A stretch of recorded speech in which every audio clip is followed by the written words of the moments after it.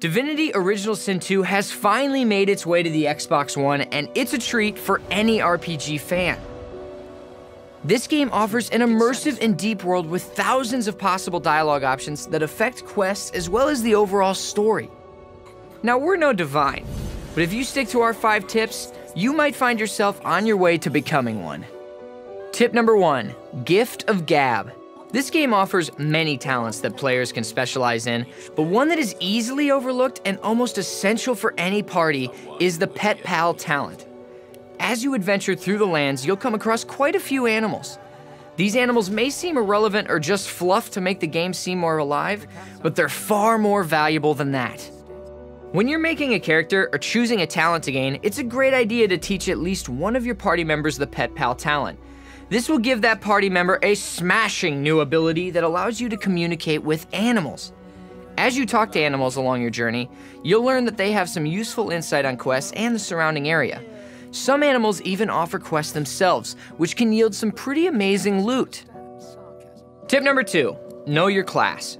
As with most RPGs, you'll need to spec your characters in the correct fields to use them to their full potential. While glancing through the menus, be sure to read up on what each skill, talent, and attribute can bring to a character. Then decide if that will benefit the build you're going for.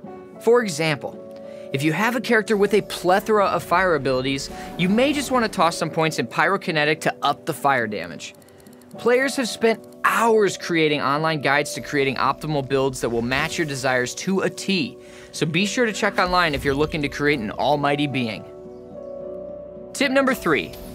It's elemental, my dear Watson.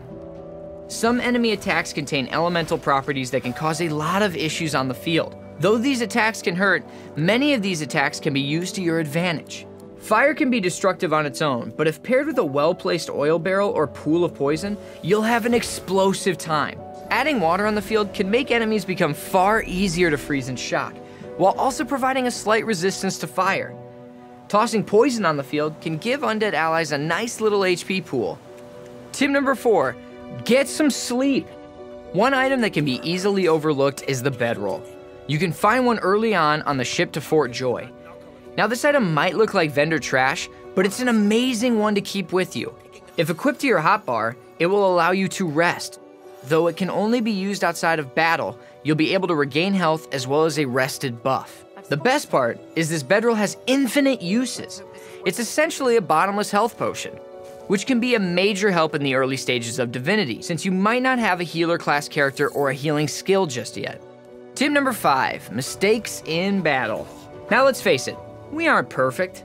We all make mistakes during battle, some of which are novice mistakes and will make you feel like a noob, even after hours of playtime. Heed our warning so you don't have to learn the hard way.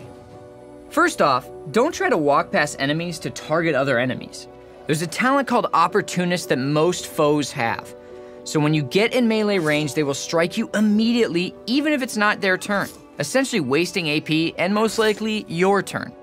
Second, weaken enemies' physical or magic armor before you try attacks with status effects. If you try to knock down an enemy who still has physical armor, then the status effect will be blocked. If you try to ignite or poison an enemy with magic armor, then it will be blocked as well, essentially wasting a skill and AP for the round. Third, plan your moves. It's easy to accidentally walk into range of an archer or get a little too close to an explosive barrel. It's even easier to walk through poison or oil and completely ruin your chance of attack. You want to watch how much each move will cost you in AP, and then how much AP you'll have left to attack with.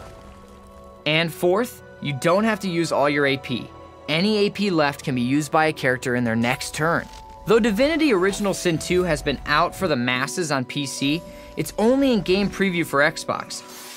Be sure to talk to Feedback Billy and give him your honest opinions.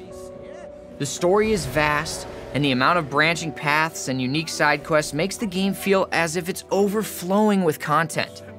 Each move and dialogue feels important to the story, which makes each attack feel like it matters, even if it's by accident.